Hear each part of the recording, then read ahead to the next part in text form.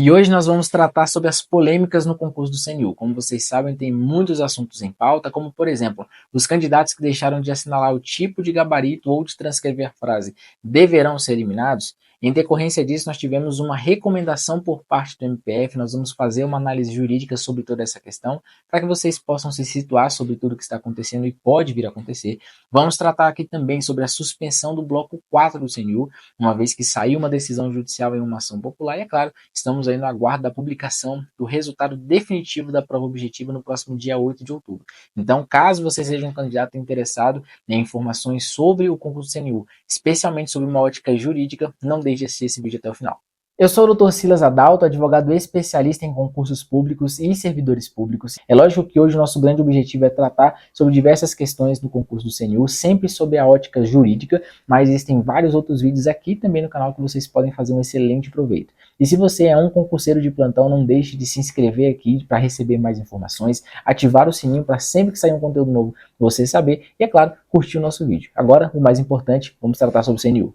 Agora nós vamos direto ao ponto. O concurso do CNU ele está submerso em diversas polêmicas e a primeira delas diz respeito à eliminação ou manutenção dos candidatos que deixaram de marcar o tipo de gabarito e de transcrever a frase conforme era exigido ali no caderno de respostas. Conforme a nota oficial proferida ali pelo Ministério, e também nós tivemos manifestação por parte da banca, nos processos, nos inquéritos que estavam ocorrendo no Ministério Público Federal, o entendimento é de que os candidatos que deixaram de assinalar o tipo de gabarito ou que deixaram de transcrever a frase seriam eliminados. A justificativa apresentada pelo Ministério para a eliminação desses candidatos é justamente com base na previsão de um item do edital que fala que se o candidato deixar de marcar o tipo de prova, ele seria eliminado. E aqui que está a grande discussão, e nós vamos fazer uma análise jurídica sobre isso. O edital do concurso, de fato, menciona de uma forma muito específica que se o candidato deixasse de marcar o tipo de prova, ele seria eliminado do concurso. Até aí tudo certo, não há nenhuma discussão em relação a esse ponto. A grande questão aqui que nós estamos discutindo é, no caderno de provas, especificamente no item 9, na linha F, há uma predisposição de que os candidatos somente seriam eliminados se eles deixassem de marcar o tipo de gabarito e também deixassem de transcrever, de assinalar a frase indicada na prova. Então aqui não cabe discussão. Se o candidato ele deixou de efetuar os dois, ele será efetivamente eliminado. Porém, nós temos de um lado o edital falando em tipo de prova e temos o caderno de prova falando em tipo de gabarito. São duas situações totalmente distintas e se a gente levar em consideração o caderno de provas, de fato, os candidatos não deveriam ser eliminados por essa razão.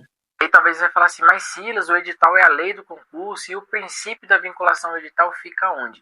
A grande verdade é que sim, o edital ele é a lei do concurso, mas a partir do momento que no caderno de prova você tem a estipulação de regras para os candidatos, essas regras possuem a mesma força vinculante que o edital possui. Isso porque são documentos complementares. Qual que é o grande problema? O problema é que a banca, ao construir os documentos, fizeram de forma a existir uma grande ambiguidade. Porque se o objetivo era eliminar o candidato que deixasse de marcar o tipo de gabarito, essa informação deveria estar lá no edital, perfeito? Porém, no edital nós temos apenas tratando do tipo de prova. Por sua vez, se a intenção da banca era eliminar o candidato, porque não haveria, por exemplo, a possibilidade de identificar esse candidato, caso ele deixasse de assinalar o tipo de gabarito ou deixasse somente de transcrever a frase, isso poderia estar expressamente previsto. Inclusive, existem outros itens previstos ali no caderno de provas em que claramente há disposição e ou.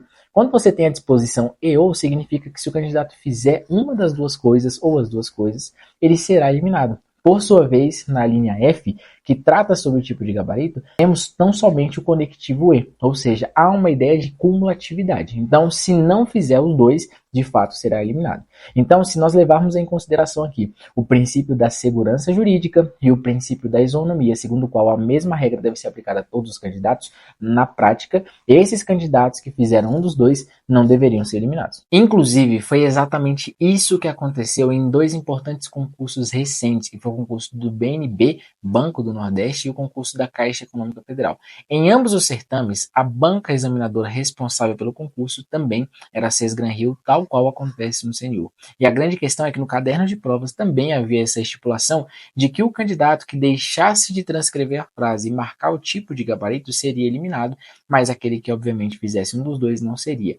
Teve toda uma discussão se seriam eliminados ou não, e no final das contas, em ambos os concursos, nenhum candidato foi eliminado, porque, segundo uma informação oficial da própria banca, havia outras formas de identificar os candidatos, e a própria regra era no sentido de que somente seria eliminado se cumulativamente deixasse de assinalar o tipo de gabarito e transcrever a frase. Ou seja, por que em um concurso se aplica a regra de uma forma e no CNU de outra?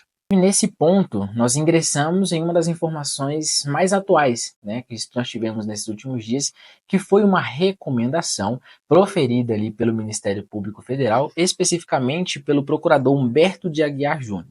Nessa recomendação, é muito claro que ele diz o seguinte: as provas deverão ser corrigidas de todos os candidatos, exceto daqueles que efetivamente deixarem de marcar o tipo de gabarito e de transcrever a frase, ou seja, cumulativamente. Se o candidato fizer um ou outro, ele deverá ter sua prova corrigida.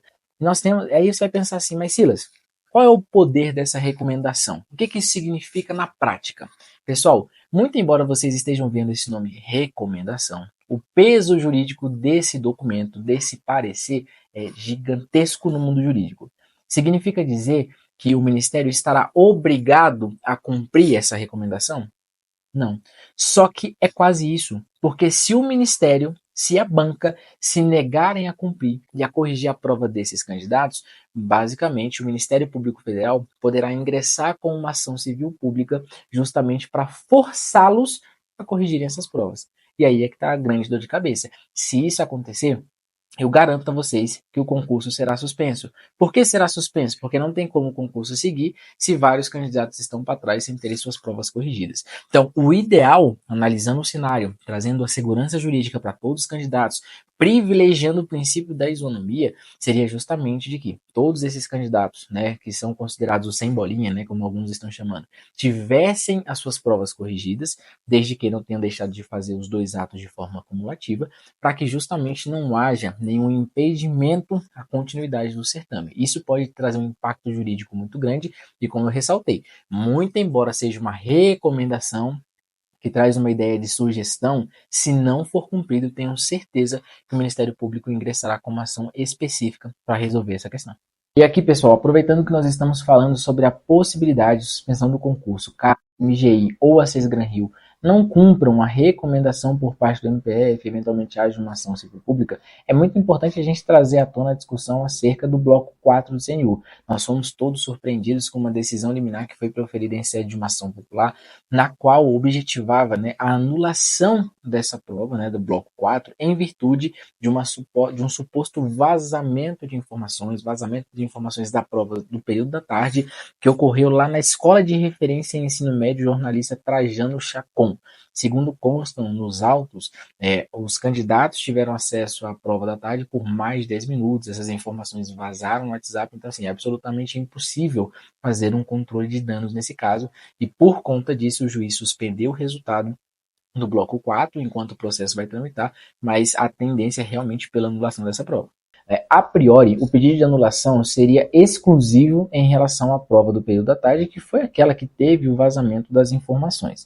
Porém, como eu falei, uma situação como essa ela é extremamente delicada. Ela coloca em xeque o princípio da isonomia, o princípio da segurança jurídica, o princípio da transparência também, então, que são vetores em qualquer tipo de concurso público. Ou seja, considerando o pedido desse advogado no processo, a tendência seria pela anulação apenas da prova no período da tarde, com a respectiva reaplicação em momento oportuno. Contudo, a depender da repercussão do caso, né, a depender da decisão do magistrado, a depender também da posição da AGU na defesa da União, representando o caso o CNU, nós poderemos ter anulação de toda a prova para os candidatos do bloco 4 com uma respectiva reaplicação. Então, nesse caso, de fato, é até um pouco complicado nós especularmos o que vai acontecer, mas, a meu ver, a tendência é realmente pela anulação, ao menos da prova do período da tarde, com a respectiva reaplicação. Inclusive, aproveitando o assunto e sabendo que vários candidatos podem interpretar de uma forma equivocada, Tenha em mente, pessoal, que nesse tópico em específico nós estamos discutindo a prova do bloco 4. Essa prova foi suspensa, perfeito? O resultado dela não será publicado a priori no dia 8, juntamente com os demais resultados dos outros blocos, e também, em um primeiro momento, não há qualquer repercussão dessa mesma situação em outras provas de outros blocos. Ou seja, não há nenhum indicativo de que os outros blocos serão afetados por essa decisão ou que a continuidade do concurso para os demais blocos será afetado, uma vez que eles são independentes entre si, perfeito? Então, considerando que é um caso muito pontual de uma ilegalidade que aconteceu, né, de uma irregularidade na condução do certame em relação ao bloco 4, esse bloco é afetado e os candidatos que estão concorrendo ali são afetados, mas os demais blocos, em tese, prosseguem normalmente. Por fim, para todos os candidatos que estão aguardando o resultado definitivo da prova objetiva e preliminar da prova discursiva, a priori, segundo o cronograma, sairá no dia 8 de outubro. É claro que daqui até lá, já na próxima semana, poderemos ter algumas surpresas. Inclusive, faço o adendo, reiterando o que falei anteriormente, os candidatos do bloco 4 não terão o resultado divulgado, a menos que realmente haja um descumprimento, que não é a tendência, tá, por parte do Sesgran Rio. Então, é um momento que você precisa ter muita atenção. Caso vocês queiram, em alguns outros concursos, nós costumamos fazer um levantamento de questões que podem ser anuladas judicialmente, caso elas não sejam anuladas na via administrativa. É claro que é apenas uma análise, levamos em consideração o que os professores falam, né, levamos em consideração a jurisprudência, mas caso os candidatos tenham interesse, né, vocês tenham interesse em receber essa documentação, nós também estaremos elaborando para enviar para que vocês saibam como proceder se eventualmente no seu bloco ficar faltando alguma questão para judicializar. Lembrando que para judicializar é importante, você precisa necessariamente ter um advogado, e a gente sugere que você tenha um acompanhamento de advogado especialista em concursos públicos que seja da sua confiança para ingressar com a ação, mas é importante estar atento porque qualquer ponto pode fazer toda a diferença. Para finalizarmos aqui da melhor forma, pessoal, gostaria de reiterar que as informações que foram passadas nesse vídeo não têm o intuito de dar a minha opinião pessoal sobre esse caso. É importante que vocês entendam que, a fim de passar maiores esclarecimentos a vocês, nós analisamos os precedentes, a jurisprudência, casos anteriores, justamente para entender qual o caminho, qual o rumo que o certame está tomando. Então, por exemplo, no que diz respeito aos candidatos que deixaram de marcar o tipo de gabarito e de transcrever frases, nós já tivemos uma recomendação do Ministério Público Federal, como eu falei anteriormente, de que esses candidatos deveriam ter suas redações corrigidas. Isso acontece muito por aquela informação que eu trouxe lá atrás. Aconteceu no concurso da Caixa, aconteceu no concurso do BNB e ninguém foi eliminado. Então seria injusto e feriria o princípio da isonomia simplesmente chegar no CNU e esses candidatos serem eliminados. Já em relação aos candidatos do bloco 4, agora realmente é hora de aguardar as cenas dos próximos capítulos. A tendência é realmente pela anulação, pelo menos da prova da tarde, com a respectiva reaplicação, mas nós precisamos aguardar o que o Ministério irá fazer, qual será o desfecho desse processo. E por fim, vamos aguardar então a publicação do resultado definitivo da prova objetiva e o preliminar da prova discursiva, que está agendado para o próximo dia 8/10. Caso vocês precisem de algum tipo de auxílio, alguma informação, tirar alguma dúvida, nossa equipe estará à disposição, tá? Então, muito obrigado por acompanhar esse vídeo até aqui. E é claro, mais uma vez, se esse vídeo foi útil para você, eu gostaria de pedir para se inscrever aqui no nosso canal, ativar o sininho, deixar o seu like, o gostei nesse vídeo para que o YouTube saiba da relevância desse conteúdo e também te pedir, não deixe de compartilhar esse vídeo com algum colega que está passando por essa situação, que está concorrendo no CNU, porque eu acredito que as informações aqui passadas são valiosas, especialmente porque são livres de opiniões pessoais, trazendo, claro, a percepção jurídica do que pode acontecer mais adiante.